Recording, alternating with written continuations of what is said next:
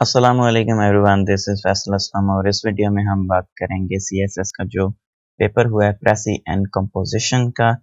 Comprehension part भी शामिल होता है 18 फरवरी 2021 को। अपलोड में इसलिए कर रहा हूँ क्योंकि तहसीलदार के पेपर में भी कंपोजिशन पोर्शन जो है वो शामिल है। सीएसएस के पेपर में लिखना होता है, जबकि तहसीलदार के पेपर में उसको एमसीक्यूज फॉर्म में कन्वर्ट किया गया है, लेकिन पोर्शन कंपोजिशन का कुछ इसी तरह के रिलेटेड होगा। So let's just begin. जो इसमें प्रेसी का पोर्शन आया था वो अल जज़ीरा टीवी का जो एक आर्टिकल था अब फिल्म मेकर के रिलेटेड, निज़ार हसन उनके मुतल्लक एक आर्टिकल था अल जज़ीरा का, तो वहाँ से उन्होंने पैराग्राफ उठाया था जिसकी प्रेसी बनानी थी। ये वाला वो पैराग्राफ है जो कि उसमें पूछा गया था, जिसको आपने शॉर्ट करके प्रेसी में लिखना था। उसके बाद आते हैं correct the sentences. They were lying in the sun, they were lying in the sun, वो सूरज के धूप में लेटे हुए थे। He will not come without he is asked, he will not come unless he is asked, या he will not come without being asked, जब तक उससे पूछा नहीं जाएगा या उसे कहा नहीं जाएगा वो नहीं आएगा। तो दोनों तरीके से हो सकते हैं, he will not come unless he is asked, he will not come without being asked. John as well as Harry bear witness to this. John as well as Harry bears witness to this. इसको अगर हम थोड़ा सा modify करें तो John bears witness to this in addition to Harry. तो Harry का यहाँ पे रोल कोई नहीं है, बस ये बताया गया है जॉन भी हैरी की तरह इस बात का गवाह है। तो यहाँ पे हैरी कोई काम नहीं कर रहा, वो सिर्फ जॉन के साथ रिलेटेड है, तो इसलिए बियर के साथ एस लगेगा सिंगल सब्जेक्ट के लिए। The crew was now on board and they soon busied themselves in preparation to meet the storm. The crew was now on board and they soon busied themselves in preparation to face the storm. In preparation to face the storm. यहाँ पे ये छोटी सी mistake है। Could I have a piece of please? ये जुमला गलत लिखा हुआ था। Could I have a piece of, आगे कुछ चीज ऐसी होनी चाहिए थी जो ऑब्जेक्ट होता, जो कि यहाँ पे लगना था piece of what? Piece of cake, piece of paper, piece of something else, please. तो वो चीज जो है वो यहाँ पे मौजूद नहीं थी। Is there a sport club nearby? Is there a sports club nearby? जहाँ पर स्पोर्ट्स होती हैं उसको स्पोर्ट्स क्लब कहा जाता है, तो ये स्पोर्ट क्लब नहीं होगा, स्पोर्ट्स क्लब होगा। The court is quite big. The court is quite large. तो कोट के साथ लार्ज आएगा। सामने मैंने एक डायग्राम दे दी है जिसमें कि मुख्तलिफ चीज़ों के रिलेटेड लिखा है, कौन सी चीज़ को बिग कहा जाता है, कौन सी चीज़ को लार्ज कहा जाता है और कौन सी चीज़ों को ग्रेट के मीनिंग में लिया जाता है। It's only a short travel by train. It's only a short journey by train.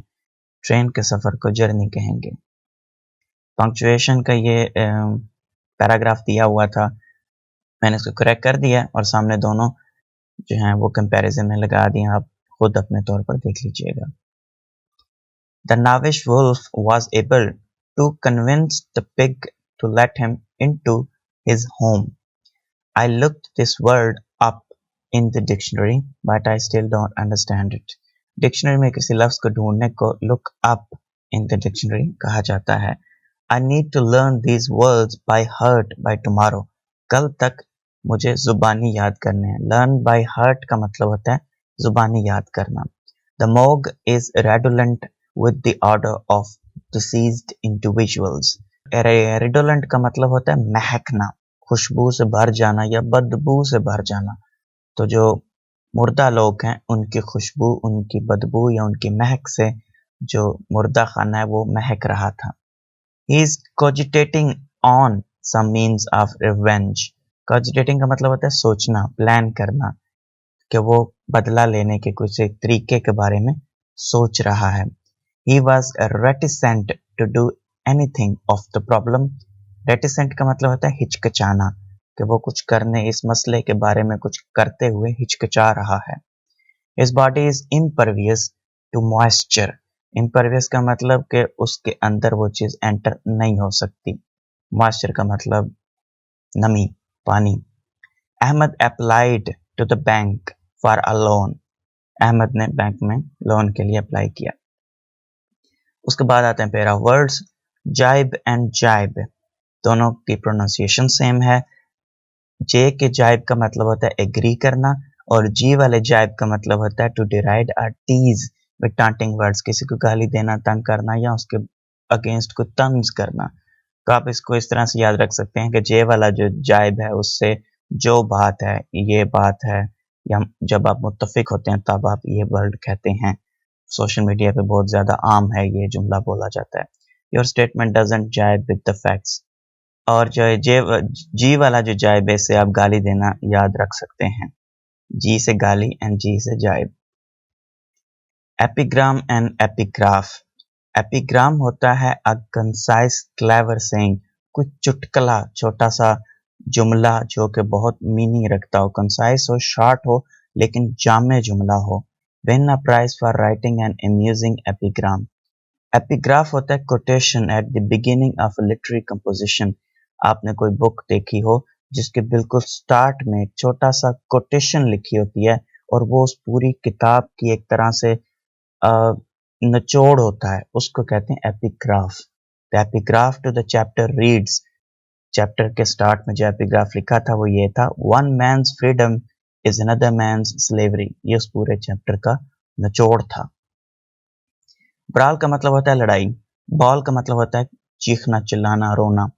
रफली or noisy fight or quarrel, they got caught up in a street brawl। जो कि ब्राल का मतलब होता है weep or cry noisily, don't bawl in public. Crib का मतलब होता है पंगूड़ा। A child's bed with barred or latticed sides a cot, the baby was sleeping in its crib. Crypt का मतलब होता है तय खाने के अंदर वो जगह जहां पर कब्रें बनाई जाती हैं। A room under the floor of a church where bodies are buried. Balmy and barmy pronunciation almost same है। बाल्मी का मतलब होता है मैड, क्रेजी, पागल, जुनूनी। The music is driving me barmy, जो कि बाल्मी का मतलब होता है प्लेजेंटली वार्म वेदर, सुहाना गर्म मौसम। It's a balmy evening, the golden time for lovers. Peat का मतलब होता है दलदली कोयला। पिटीट का मतलब होता है नाजुक सी, शर्मीली सी, मस्त नहीं सॉरी, मतलब छोटी सी कोई चीज जो कि खूबसूरत हो। क्यूटिश वे में छोटी चीज को पिटीट कहा जाता है। Attractively small and dainty. A brown deposit resembling soil is peat, root the cuttings in peat। ये इसका मतलब सेंटेंस मैंने बनाया। petite attractively small and dainty। dress sizes range from petite small size से extra large size तक dresses available हैं। Monogamous, गैमी का मतलब मैंने आपको बताया था वन वर्ड सब्स्टिट्यूशन में कि इसका मतलब शादी होता है। मोनो का मतलब एक और गैमस का मतलब शादी, तो एक बंदे या एक औरत के साथ शादी करना monogamy. Involving marriage to one person at a time, we live in a monogamous society. Monogynous होता है, मोनो का मतलब एक, जेन का मतलब होता है जनरेशंस या पैदाइश, बनना किसी चीज का। तो जो चीज एक ही सोर्स से बनी हो उसको मोनोजनस कहते हैं। जैसे बैक्टीरिया होता है, एक सेल होता है और एक सेल से आगे दो बन जाते हैं, एसेक्सुअल रिप्रोडक्शन होती है, तो इसमें मोनोजनस। जबकि जो हमारे यहाँ होता है, जो सेक्सुअल रिप्रोडक्शन होती है, उसमें मेल फीमेल मिलते हैं, इनके सेल्स इकट्ठे होते हैं, और उन दो सेल्स से इकट्ठे होने से आगे फिर मजीद सेल्स जो हैं वो मल्टीप्लिकेशन के थ्रू बनते हैं। पोस्टिलियन एंड पोस्टीरियर। पोस्टिलियन होता है किसी बग्गी के सामने जो घोड़े चल रहे हैं उनमें से किसी एक पे बैठा हुआ शख्स जो उन घोड़ों को गाइड करता है कि किस तरफ जाना है। अगर वो बंदा घोड़े के ऊपर ना बैठा हो बल्कि वो भी बग्गी के अंदर बैठा हो तो उसको कोचमैन कहेंगे, लेकिन अगर वो घोड़े के ऊपर बैठा हुआ है तो फिर उसको पोस्टिलियन कहेंगे। पोस्टीरियर होता है बैक साइड वाला हिस्सा, इंटीरियर होता है सामने वाला हिस्सा। पोस्टीरियर का एक और मतलब होता है पीछे पीछे आने वाला। एक तो पिछला हिस्सा और दूसरा पीछे पीछे आने वाला, सामने वाले के पीछे आने वाला। तो ऊपर वाला जो है पोस्टीरियर, इसका मतलब सामने आने वाला, पोस्टीरियर का मतलब पीछे आने वाला। ये एक दूसरे के उल्ट भी बन सकते हैं। That was all for this video. Thank you so much for watching. Allah Hafiz.